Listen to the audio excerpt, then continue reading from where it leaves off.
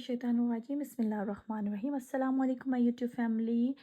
उम्मीद करती हूँ आप सब ठीक ठाक होंगे, खैरियत से होंगे जी। तो आज का मेरा जो टॉपिक है वो है life in the UK test. ये उन लोगों के लिए है जो कि यूके में रह रहे हैं, उनके 5 इयर्स या 10 इयर्स का जो एक अपना टाइम पीरियड था वो उन्होंने पूरा कर लिया है और अब उन्हें ब्रिटिश सिटीज़नशिप के लिए या आईएलआर के लिए अप्लाई करना है। तो ये टेस्ट जो होता है वो मस्ट होता है, इसको क्लियर करना पड़ता है, ठीक है।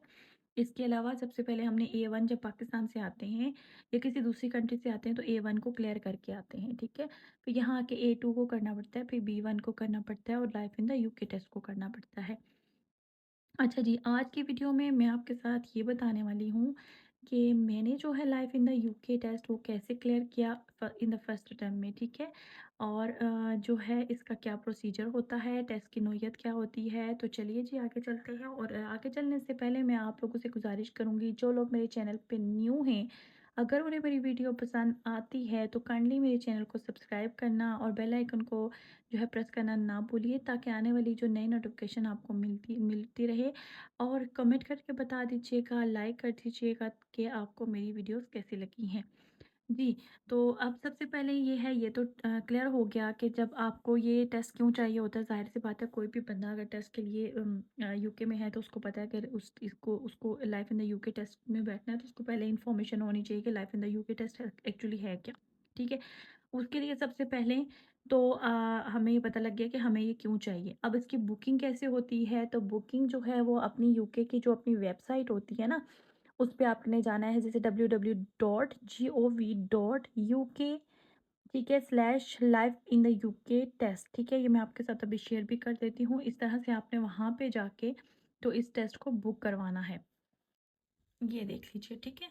इस वेबसाइट पे आपने जाना है और इस टेस्ट को बुक करवा लेना है। अच्छा जी, फिर हम आ जाते हैं जी अपने बाकी के टॉपिक की तरफ। अच्छा जी, यहाँ पे मैं आपको बता रही हूँ कि बुकिंग का तो मैंने आपको बता दिया कि इसकी बुकिंग आपने कैसे करवानी है। नेक्स्ट प्रोसीजर आ जाता है कि इसकी फ़ीस कितनी होगी। तो जब मैंने दिया था तो इसकी मैंने अभी रिसेंटली दिया, ठीक है। तो इसकी फ़ीस जो मैंने 50 पाउंड पे की थी, तो मैंने आप सुना है कि 60 पाउंड होती है। लेकिन वो आप जब यूके की वेबसाइट पे जाएँगे ना, तो वहाँ पे अपनी इन्फॉर्मेशन डालते जाएँगे, तो वो आपको वहीं पे खुद फ़ीस बता देगा, ठीक है। और वही आपको घर बैठे ऑनलाइन कार्ड से फ़ी पे करनी है। अच्छा, उसके बाद जी ये ईज़ी होता है या हार्ड होता है, तो एक्चुअली मैं सच बताऊँगी, झूठ नहीं बोलूँगी, फेयर बताऊँगी। जिन लोगों को जो यूके में है ना, जैसे जो पढ़े लिखे भी हैं, अनपढ़ भी हैं, जो भी हैं यूके में आए हुए हैं, ठीक है, हर किसी के लिए थोड़ा मुश्किल है। इसलिए मुश्किल है कि इसमें क्या पूछा जाता है, इसमें वो चीज़ें जो पूछी जाती हैं जो हमने कभी पढ़ी ही नहीं होती, ठीक हो गया। अब ये आगे चल के आपको बताऊँगी कि वो कौन-सी चीज़ें होती हैं जो हमने पढ़ी नहीं होती तो पूछी जाती हैं, तो उसके लिए आपको पहले से प्रिपेयर होना पड़ता है, ठीक है। फिर आ जाता है कि इसकी टाइमिंग कितनी होती है, ठीक है। यानी कि टेस्ट कितने मिनट्स का होता है या कितने घंटों का होता है। तो इसके लिए मैं आपको बताती चलूँ कि 45 मिनट्स का ये टेस्ट होता है और इसमें क्या होता है, 24 क्वेश्चंस होते हैं, ठीक है। एक्चुअली ये क्वेश्चंस नहीं होते। जो इसका टेस्ट पैटर्न है ना, वो एक एमसीक्यूज पे होता है, ठीक है। मल्टीपल चॉइस आपको दे दिए जाते हैं और एक क्वेश्चन पूछा जाता है और उसके आगे से 4 ऑप्शन दे दिए जाते हैं, तो आपको जो से सूटेबल ऑप्शंस होता है उसको आपने टिक करना होता है। सम टाइम आपको 2 भी टिक करने पड़ते हैं, ठीक हो गया। अच्छा जी, ये हो गई टेस्ट की नौइयत। उसके बाद है जी ये पास या फेल। इसका क्या रूल है कि इसमें आपको पास किया जाता है या फेल किया जाता है। तो इसमें जी हाँ, पास या फेल किया जाता है, इसके अलावा इसमें कोई मार्क्स नहीं होते, ठीक है। अच्छा जी, टेस्ट में क्वेश्चंस होते हैं और मज़े की बात ये है कि एक्सपायरी डेट जो है ना, जैसे A1 या दूसरे तीसरे टेस्ट जो होते हैं वो एक्सपायर हो जाते हैं। तो इस टेस्ट की मज़े की बात ये है कि ये एक्सपायर नहीं होता, ठीक है। ये ऑल द टाइम रहता है। मतलब आप अगर पाकिस्तान से आए हैं ना, तो अभी आपको आईएलआर अप्लाई करने के लिए या ब्रिटिश सिटीज़न अप्लाई करने के लिए बहुत लंबा टाइम पड़ा है। तो आप आते सर आप फ्रेश माइंड होते हो, आप चाहते हो कि अभी हम इसको क्लियर कर दें, तो आप इसको क्लियर कर सकते हो, क्योंकि ये जो है ना इसको एक्सपायर नहीं होता, तो इसलिए इसकी टेंशन नहीं होती बाकी टेस्टों की तरह, ठीक हो गया। अच्छा जी, नेक्स्ट आ जाता है कि इसमें मैंने आपको बता दिया कि मल्टीपल चॉइसेस होती हैं, ठीक है। सो इसमें जो होता है ना, मुश्किल नहीं होता। आपको 24 क्वेश्चंस आते हैं और आपको 18 क्वेश्चंस पास करने होते हैं, ठीक है।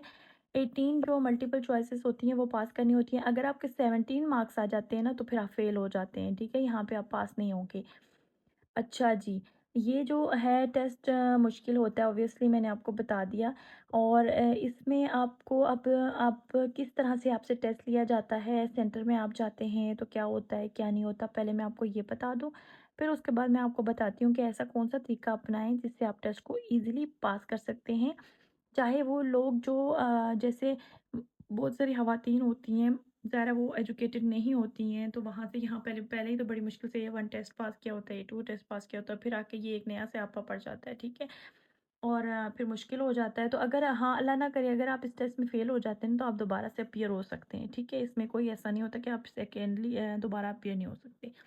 अच्छा, सबसे पहली बात तो ये टेस्ट होता है ना जब आप टेस्ट सेंटर में जाते हैं, तो जब आप घर में बैठ के इसकी बुकिंग करवा रहे होते हैं, तो आपने या तो पासपोर्ट पे करवाई होती है या आपका जो बीआरपी होता है, ठीक है? में जो कार्ड होता है आपका, तो वो उस पे होता है, ठीक है? रेज़िडेंसी कार्ड उस पे ये बुक हुआ होता है। तो जब आप टेस्ट देने जाएँगे तो आपने वो कार्ड जो है और वो जो ईमेल होती है ना, वो और या आपने पासपोर्ट पे करवाई है तो वो साथ लेके जाना होता है। जिस पे आपने बुकिंग करवाई हुई है टेस्ट की, सिर्फ़ वो लेके जाएँ, ज़रूरी नहीं है कि आप बीआरपी भी लेके जाएँ और पासपोर्ट भी लेके जाएँ, ठीक है? अगर सँभाल सकते हैं तो दोनों लेके जाएँ, वैसे वहाँ पे लॉकर आपको मिल जाता है, ठीक है? जब आप यहाँ से वहाँ पहुँच के टेस्ट सेंटर में, ठीक है? पहले वो आपको बैठा देंगे जी वेटिंग एरिया में। टाइम पे आपने पहुँचना है। वेटिंग एरिया में बिठाएँगे, फिर आपका टर्न आएगा, आपको अंदर लेके जाएँगे, आपकी चेकिंग होगी, आपका जो है आपका जो रजिस्ट्रेशन चेक होगी, ये भई आपकी रजिस्ट्रेशन हुई हुई है, आपकी फ़ी पे हुई हुई है, आपको बिठाएँगे, ठीक है? और वहाँ पे आपकी पिक्चर बनाएँगे। उसके बाद जो है वो आपको अंदर लेके जाके चाहे जेंट्स हैं, चाहे लेडीज़ हैं, कोई भी है, सबकी चेकिंग होती है, ठीक है? तो वो चेकिंग करेंगे, ठीक है? उसके बाद आपको एक लॉकर दे देंगे, लॉकर के अंदर आपके पास जो भी चीज़ें होंगी, आपका पर्स हो गया, आपका मोबाइल हो गया, एवरीथिंग आपने वहाँ पे रख देना है।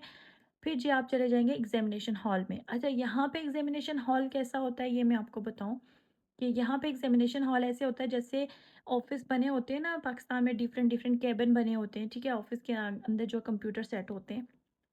तो यहाँ पे ये टेस्ट जो आपका, ऐसा नहीं होगा कि आपको पेन पेंसिल हाथ में दे दी जाएगी और आगे पेपर दे दिया जाएगा कि इसको आप फिल करो, नहीं।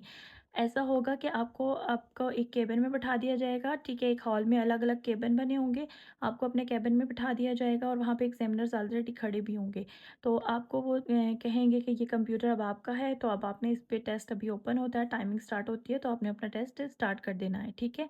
इस तरह से इसकी कोई नौइयत होगी, कंप्यूटर पे इसके मल्टीपल चॉइसेस आएँगे और आपने वहीं पे उसको माउस के साथ ना जो वहीं पे टिक करते जाना है और अपने अपने जो 24 क्वेश्चंस हैं वहाँ पे करने हैं, ठीक है? ईज़िली। और माहौल बहुत पुरस्कून होता है। टाइम आपके पास, आप खुद सोचिए, 24 क्वेश्चंस के लिए आपके पास 45 मिनट्स होते हैं और आप ईज़िली अगर आपको तैयारी की हुई है ना, तो आप विदिन 10 मिनट, विदिन 5 मिनट आप ना ये कर लेते हो, ठीक है? लेकिन कोई इतनी जल्दी नहीं होती। आप आराम सुकून से बैठ के ना उसको 10 से 20 मिनट लगा के करो, अगर आपको कुछ डाउट हो रहा है। पहली बात है, जब आपकी तैयारी अच्छी होगी ना, तो आप तो 5 मिनट में करके ना बाहर आ जाओगे, और मैंने भी जल्दी कर दिया था। उसके बाद ये है कि आपको जब रिज़ल्ट मिलता है तो उसका क्या होता है, जब आप टेस्ट दे के ना बाहर आते हो ना, तो विदिन 5 टू 10 मिनट आपको ना मेल आ जाती है कि आप ना पास हो या फेल हो, ठीक है? वहीं पे। अच्छा, इसका रिज़ल्ट आपको कैसे मिलता है? वो एक यूनिक रेफ़रेंस नंबर दिया जाता है, ठीक है? वो रेफ़रेंस नंबर आपको वापस आपकी ईमेल पे ईमेल कर दिया जाता है, हाँ, भई जी आपका ये रेफ़रेंस नंबर है, आप फ़ेल हो या पास हो, ठीक है? आप पास हो तो अब जब आप वापस से अपना जो है सिटीज़नशिप के लिए अप्लाई करोगे ना, तो वो आप रेफ़रेंस नंबर सिटीज़नशिप के लिए दोगे, तो वो खुद ही आपका टेस्ट वहाँ से आपका रिज़ल्ट देख लेंगे, ठीक है? आपको ज़रूरत नहीं पड़ेगी उनको बाकायदगी से निकाल के देने की, या इसका सर्टिफ़िकेट आपको नहीं मिलेगा, ठीक है? आपको जस्ट ईमेल आ जाएगी कि आप पास हो गए हो, कांग्रेचुलेशंस के आप पास हो चुके हो, ठीक है? अच्छा जी, अब बात आती है कि मैंने इस टेस्ट को कैसे पास किया था, ठीक है? तो मैं फ़ेल आपको बताऊँगी कि मैंने इस टेस्ट को इस तरह से पास किया था कि मेरे पास ना, जैसे कि कुछ मुझे सबसे पहले तो हस्बैंड ने बताया था कि एक जिधर से उन्होंने भी किया था और बाकी सब ने भी किया था, एक 16 टेस्ट की एक वेब लिंक दिया था और उस लिंक पर से मैंने तैयारी की थी, ठीक है?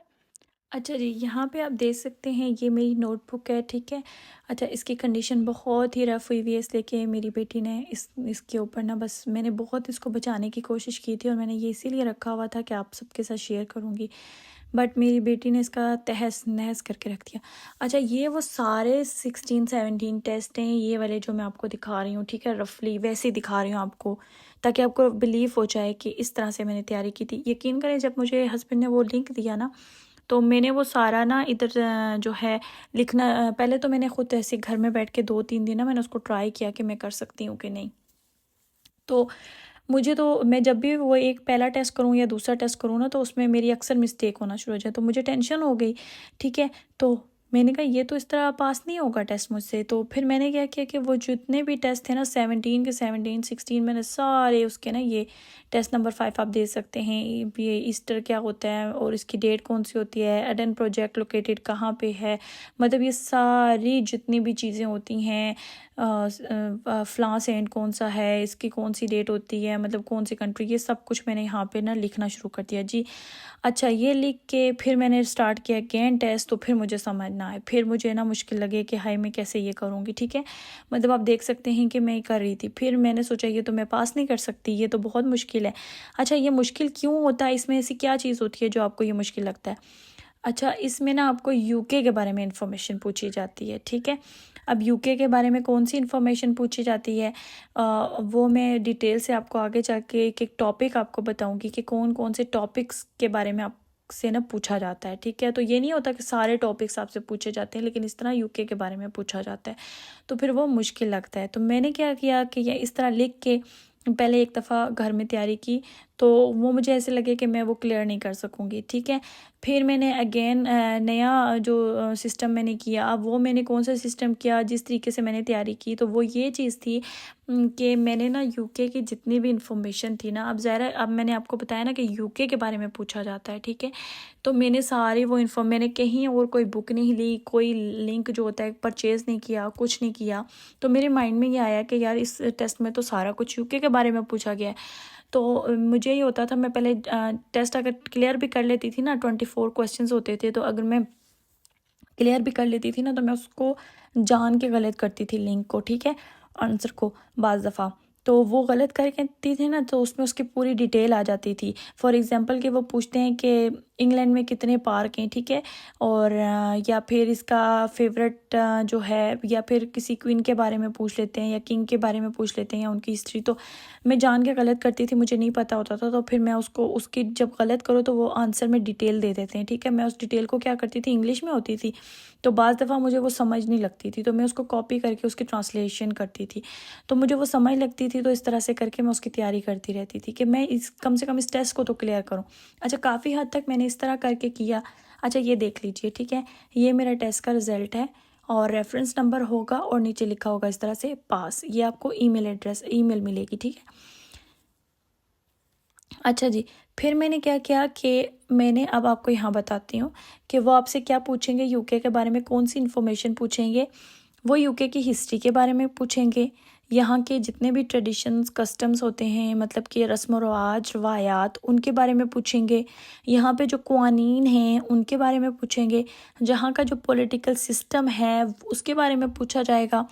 यहाँ पे आप सिटीज़नशिप किस तरह ले सकते हो, ऐसे कौन से चीज़ें हैं जो आप करते हो तो वो कम्युनिटी के लिए अलाउ नहीं है, आपको अलाउ नहीं है, जिसकी वजह से आपको मतलब कुछ भी। अच्छा, इसके अलावा यहाँ पे हिस्ट्री में आ जाता है, ज़रा यूके की जितनी भी पुरानी हिस्ट्री है, यूके की जंगें हैं, इसके जितने भी नेशन हैं, इसका फ्लैग हो गया, ठीक है, इसकी क्वीन हो गई, किंग हो गए, उन सब के बारे में आपसे पूछा जाएगा। और स्पेशली जो जंगें होती हैं उनकी डेट्स, अच्छा कौन आया था इस जंग में, तो मैं मतलब वही आगे पीछे घुमा फिरा के पूछते हैं। तो जब आपको ये 16 टेस्ट अच्छे से तैयार होते हैं ना, तो आप इजीली उसको पास कर लेते हो। अच्छा ठीक है, हाँ मैंने क्या किया था कि मैंने ऐसे किया था कि सबसे पहले तो गूगल किया था, मैंने कोई और कहीं से लिंक नहीं लिया था, ठीक है। अच्छा, यूके के बारे में पूछेंगे कि यह कहाँ पे है, ये किस यूरोप की किस साइड पे है, ठीक है। तो आपको नहीं पता होता, तो मैंने क्या किया था कि मेरी आदत है, मैं जब भी तैयारी करती हूँ ना, तो मैं एक मैप निकाल के तो वहाँ से उसको देख के तो तैयारी करती हूँ। अच्छा जी, मैंने क्या किया था कि यूके का जो है गूगल किया था और यूके की मैंने हिस्ट्री निकाली थी, ठीक है, पूरा यूके के बारे में इंफॉर्मेशन निकाली थी। और फिर मैंने वहाँ पे पढ़ना शुरू कर दिया था कि यूके में क्या सिस्टम है, कितनी कंट्रीज़ मिलके जो है, यूके को आपको पता है ना ग्रेट ब्रिटेन कहा जाता है, ठीक है, तो कितनी कंट्रीज़ मिलके ये बना हुआ है, इसमें क्या लैंग्वेज है, इसमें कौन से नोट चलते हैं, अच्छा, और इसकी कौन सी ज़बानें यहाँ पे बोली जाती हैं, यहाँ पे कौन से खाने खाए जाते हैं, यहाँ पे कौन से सेंट का कौन सा दिन मनाए जाते हैं, यहाँ पे मतलब कौमी त्यौहार जितने भी हैं वो, नेशनल जितनी भी मतलब वही चीज़ें होती हैं वो जितनी भी बनाई जाती हैं वो सब, ठीक है। जो इम्पोर्टेंट जितनी सारी चीज़ें इसकी जैसे गूगल पे जैसे पाकिस्तान या इंडिया के बारे में डिटेल से बताया होता है ना कि ये कंट्री है, इसका ये फ़्लैग है और इसका ये फ़्लैग का ये मतलब है या जो भी कुछ, इसी तरह जब आप गूगल करते हैं ना इसको तो इसकी सारी इन्फॉर्मेशन आ जाती है। तो आपने क्या करना है, वो सारी इन्फॉर्मेशन जो है ना उसमें से मोटी मोटी गिनी चुनी सारी इन्फॉर्मेशन आपने क्या करना है, अपनी नोटबुक में लिख लेनी है। अगर आप मुझे कहेंगे तो मैं आपको वो सारे लिख के भी दूंगी, और मेरे पास आई थिंक लिखी हुई थोड़ी बहुत होगी भी, तो मैं उसको जस्ट नीट करना है तो मैं आपको नीट करके दे दूंगी, ठीक है।